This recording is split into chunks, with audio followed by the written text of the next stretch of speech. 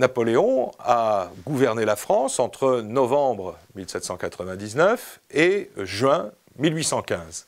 Donc, en gros, une quinzaine d'années. Mais ces quinzaines d'années peuvent être elles-mêmes divisées en plusieurs périodes que je vous propose de découvrir parce que cette chronologie est véritablement très importante. De 1799 à 1804, c'est la période qu'on appelle le consulat, du nom du premier consul, qui est le titre de Napoléon comme chef de l'État.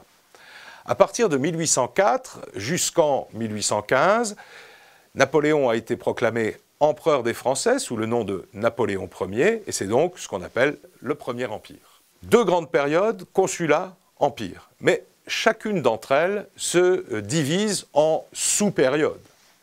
En 1802, par exemple, Bonaparte, premier consul, est nommé consul à vie. Donc on peut dire qu'entre 1802, proclamation du consulat à vie, et 1804, proclamation de l'Empire, nous sommes dans un régime qu'on pourrait appeler le consulat à vie.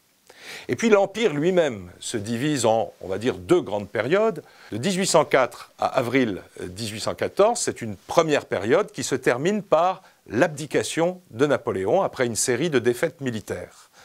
Napoléon est contraint de s'exiler sur une petite île de la Méditerranée, qui est l'île d'Elbe, mais il va revenir en France en mars 1815, le 20 mars 1815, il reprend le pouvoir pour une durée de 100 jours, et c'est une période qu'on appelle les 100 jours.